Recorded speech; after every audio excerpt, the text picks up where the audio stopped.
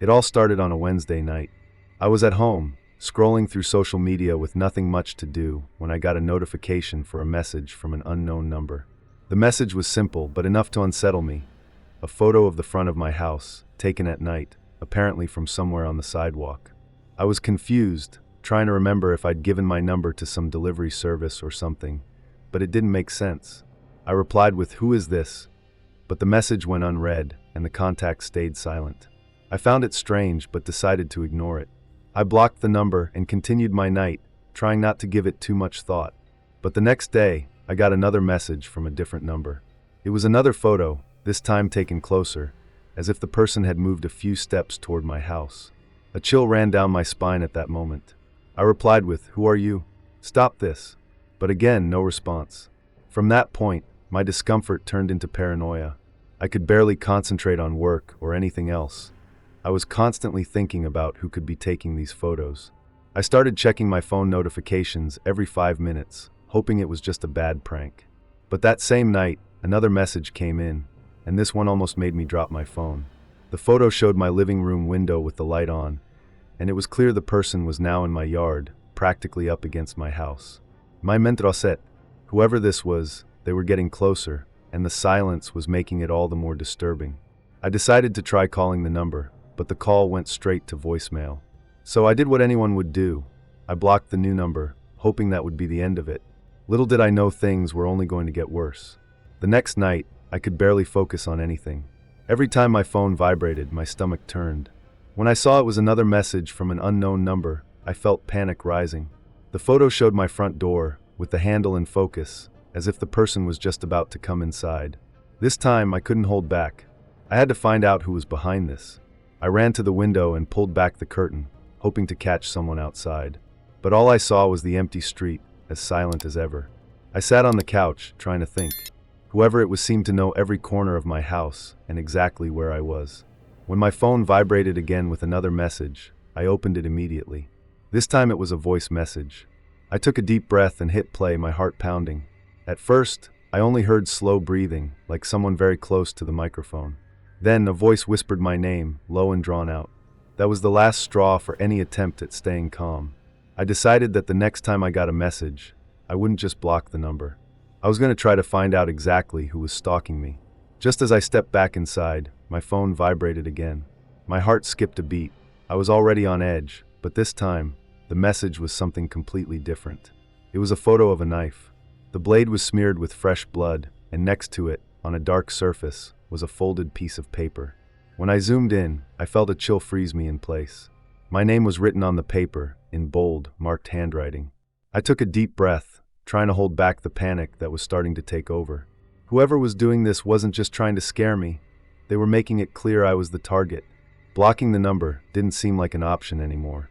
I decided to send a message back, asking what they wanted, but before I could finish typing, another photo came in. This time, it was an image taken from outside my house, so close that it was impossible not to realize someone was there lurking. Breathing heavily and losing my patience, I sent a blunt response. "If you don't stop, I'm going straight to the police." I sent the message and waited, wondering if the threat would have any effect. A few seconds later, my phone vibrated with a new notification. When I opened it, my heart raced. The person had responded. The message simply said, "If you want to settle this, meet me at Cedar Park at 11 p.m. The idea of meeting someone who was clearly trying to intimidate me was insane, but a part of me was too tired to back down. I wanted to put an end to this stalking, no matter the cost. I checked the clock. There were only 2 hours left. Cedar Park was a few minutes from my house, and I knew it would be completely deserted at that hour. There were no guarantees of safety, but the thought of finally confronting whoever was behind this gave me courage. As soon as I arrived at the park, the atmosphere was tense. The place was empty, with an eerie vibe that seemed to intensify with every step. I stood there, scanning for any movement, when my phone vibrated again. The message read, "By the lake. Come alone." I took a deep breath and followed the path leading to the lake, feeling the tension increase with each step. When I got there, I saw a figure standing, watching me from a distance. The silhouette looked familiar, but I couldn't believe what I was seeing. It was my ex-girlfriend from high school, someone I hadn't spoken to in years. She stood still at first, then took a few steps toward me. "I knew you'd come." I knew deep down you'd never forgotten me, she said with a strange smile. I tried to reason with her, telling her this made no sense, that she needed to stop, but the more I talked, the darker her expression became. Then, I saw the knife in her hand. If you're not going to be with me, then you're not going to be with anyone else, she whispered, raising the knife as she approached. My heart was racing, but I tried to stay calm because I knew I had taken an important precaution. Before going to meet her, I had called the police, explained about the messages, and sent the photos I'd received. It was risky, but I knew I couldn't face this alone. As she threatened me, trying to force me to accept her terms, I saw the police lights illuminating the park in the distance. She turned, surprised, and within seconds, the police were on her, ordering her to drop the knife. She froze, confused, and finally, I felt the weight of relief. As they led her away, her gaze was still fixed on me, full of a mix of hatred and obsession. This nightmare was finally over.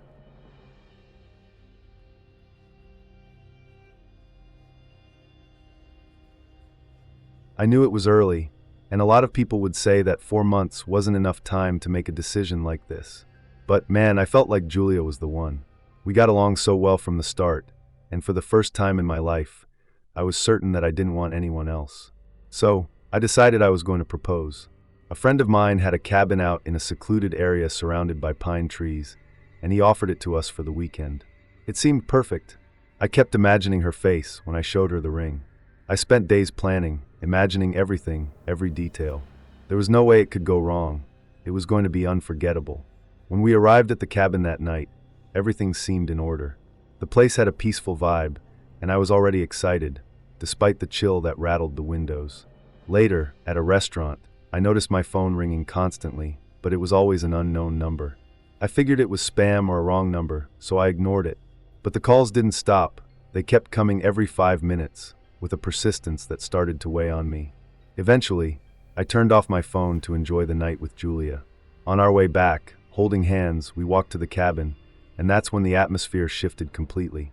As we opened the bedroom door, we were faced with an absurd scene, as if someone had exploded in rage inside. The first thing I noticed was the strong, nauseating smell. Dark, smudged stains covered parts of the floor and climbed up the walls like handprints, leaving a sinister trail. Our clothes were scattered and torn, and the flowers I'd brought to decorate the room were strewn across the floor, crushed with red-stained petals as if someone had stomped on them. The candles, meant to create a romantic ambience, had been toppled and shattered, with wax splattered as if they'd been yanked out in anger.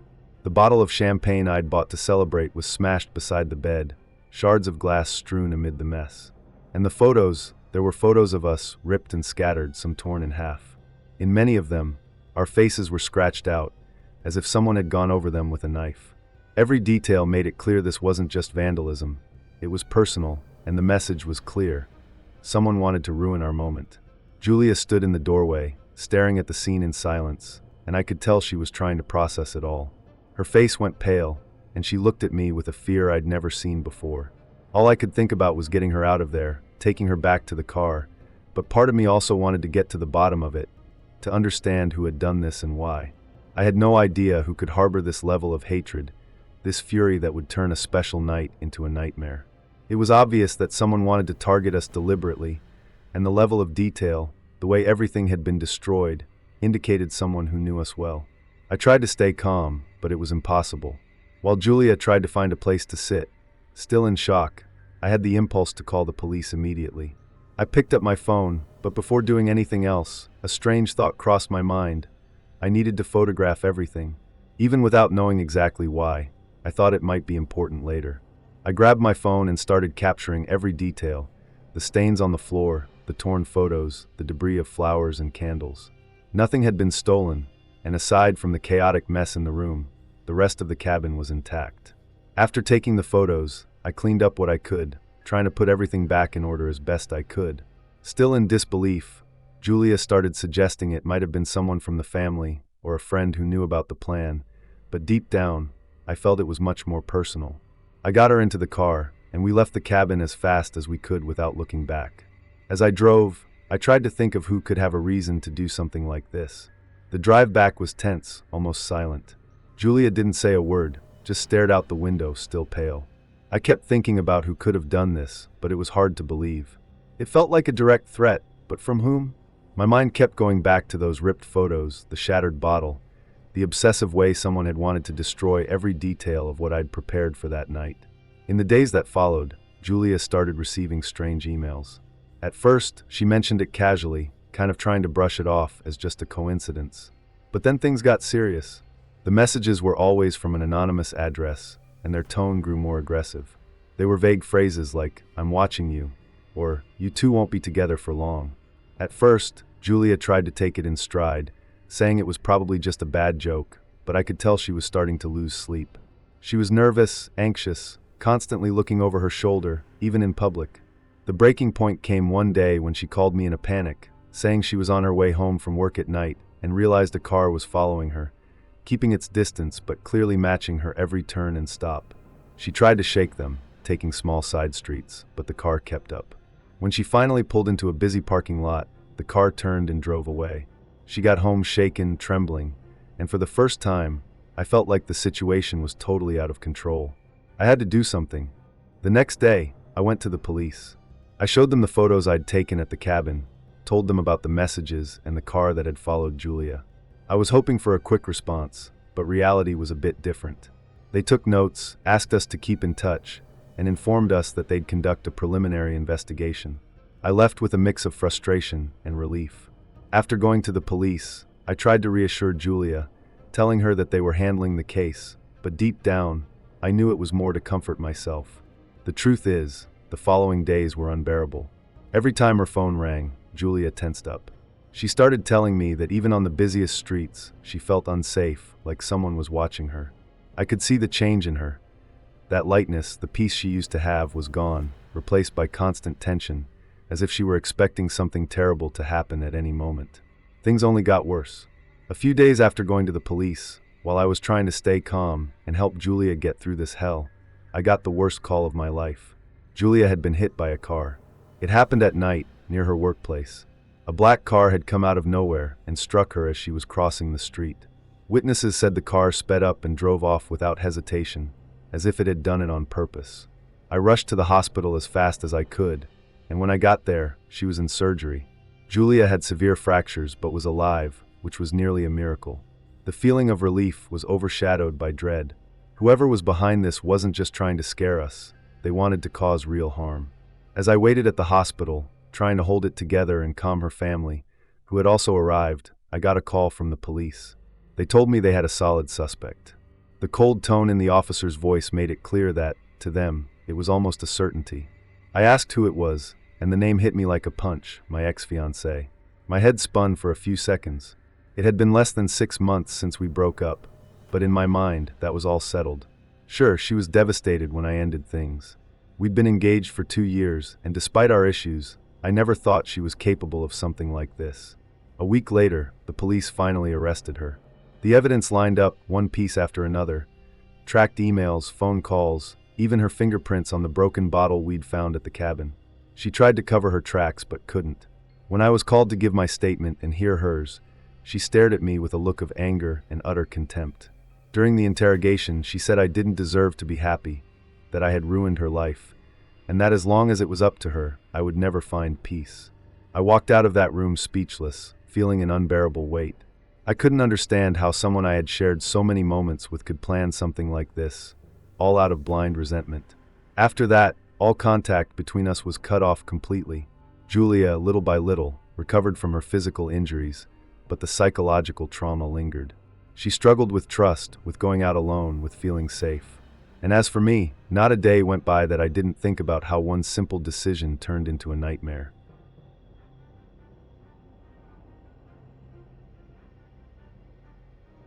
When I broke up with Natalia, I knew she wouldn't take it well, but nothing could have prepared me for what she did afterward. Our relationship had already been full of ups and downs, arguments and reconciliations. The truth is, after nearly 3 years together, I felt suffocated. She always had a possessive side, controlling everything from my schedule to my friendships. I thought time would soften it, but it only got worse. In the end, I decided to break up. It was one of those difficult breakups, hours of arguments and her begging me to reconsider. But I was resolute. That cycle had to end. In the first few weeks, everything seemed normal. She kept messaging me insistently, but when she realized I wasn't responding, she stopped. And then things started to get strange. One night, coming home from work, I found a small package at my apartment door. I thought it was something I'd left at her place that she decided to return, but when I opened it, I found a lock of hair tied with a red ribbon. I froze, staring at it, unable to understand. It wasn't just any lock, it was my hair. I immediately remembered a day when she'd cut a piece of my hair as a joke, while I was sleeping. A lump formed in my throat. Natalia always had these weird jokes, but now that we were broken up, it seemed completely out of place. I threw the package in the trash, trying not to think about it, assuming it was just some way for her to get my attention. But it didn't stop there. A few days later, I woke up in the middle of the night to the sound of the doorbell ringing. I looked at the clock. It was 3 a.m. My building has a front desk, and no one can enter without permission, so I figured it was a mistake. But when I got to the door, I heard a voice I knew well. It was her, Natalia. She was speaking softly, almost whispering, asking me to open the door. "Please, just listen to me for a minute," she was saying, in a voice that sounded cold. I didn't open the door. I pressed my ear against it and waited, my heart pounding. She stayed there for a few minutes, repeating those phrases in a slow, eerie voice, and then what I heard next terrified me. She started singing. It was a song she used to hum to me, a calm, almost childlike melody, but in that situation, it sounded completely insane.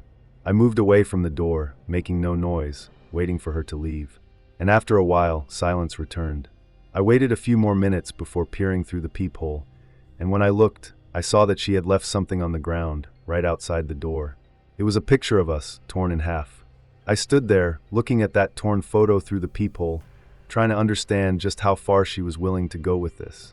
I left the photo outside and went back to bed, but I couldn't sleep for the rest of the night. The next morning, I carefully opened the door, wondering if it had really happened or if it was some kind of nightmare. But there it was, the torn photo, exactly where I'd seen it through the peephole. In it, only my face was intact. Her side was scratched, the pieces crumpled, as if she'd done it in anger. I picked up the photo and threw it away. I tried to ignore it, as if it were just an isolated incident, a scene from someone who was hurt. But as days went by, I started realizing Natalia was taking things further and further. The following night, when I got home from work, I found my apartment with all the lights on. I thought I'd left one on by mistake, but when I entered, I smelled something strong, too sweet. In the hallway, I noticed small marks on the floor, tiny drops of a dark substance like spilled paint. But as I got closer, I realized it was blood. I froze. My first instinct was to run, but something compelled me to follow those marks, which led to the living room. In the middle of the carpet was a disturbing sight: 2 dead pigeons, tied together with a red ribbon, with knife marks on their bodies. I had no idea she was capable of something like this. Throughout the time we were together, I'd never seen Natalia hurt anyone, and I would never have imagined she could do this to an animal. But the scene before me left no room for doubt. My hands shook as I tried to call the police, and my voice was almost breaking as I explained what was happening. When the officers arrived, they searched the apartment, but of course, there was no sign of forced entry. They said they would investigate and advised me to change the locks, which I did that same night. I thought this would scare her, or at least show her I wasn't as defenseless as she thought. But her response was far worse. After what happened with the pigeons, I thought she had reached some sort of limit, that she'd finally realized I didn't want any more contact. I changed the locks, installed a makeshift security camera in my apartment hallway, and for a few nights, I managed to sleep peacefully, thinking it was all over. But about 3 days later, I woke up with a strange feeling, a weight in my chest. I was lying in the dark, and I had one of those sensations you can't explain, the feeling that someone was in the room with me. My heart started racing, and instantly, I smelled something familiar: Natalia's perfume. I sat up in bed, trying to convince myself I was imagining things. That's when I saw a shadow in the corner of the room, a figure standing still by the door. I was paralyzed, and my mind tried to process what I was seeing. It couldn't be. I had changed the locks, secured everything. She took a step forward, moving into the strip of light from the window. Her hair was loose, she wore dark, loose clothing, and her eyes were fixed on me. In the dim light, I could see she was holding something, a knife. "I told you that you would listen to me, even if I had to make you," she whispered, her voice almost lifeless, and I knew at that moment that she had crossed into madness. My whole body froze. The panic was so intense I could barely breathe. I did the only thing I could. I jumped out of bed and ran out of the room, stumbling in my haste. She followed me, the knife glinting as she walked toward me with a chilling calmness, her eyes fixed as if this were just an ordinary conversation. I managed to reach the front door and fling it open, running out of the apartment and shouting. Neighbors came out, startled, and only then did she stop, standing in the doorway, looking at me with a smile that still sends chills down my spine when I think about it. The police arrived quickly after the neighbors called, and she didn't resist. She didn't even try to run. She just looked at me as they took her away, as if she were still in control of everything. In the end, I found out she'd made a copy of the old key and saved it for our reckoning, as she later called it. I spent months on edge after that, plagued by nightmares and haunted by the memory of her standing in my room, holding that knife. Today, she's in a psychiatric facility, but I still sleep with my doors locked and my room lit. Her look that night still haunts me, and sometimes I get the feeling I can smell her perfume out of nowhere, just to remind me that, even locked away, Natalia never really left my life. If you enjoyed these stories and want to keep up with more chilling content, don't forget to like this video and subscribe to the channel. This way, you'll get notified whenever there are new terrifying tales to explore. Also, leave a comment with your thoughts and share with friends who love a good mystery. It really helps the channel grow and brings more scary stories for you all.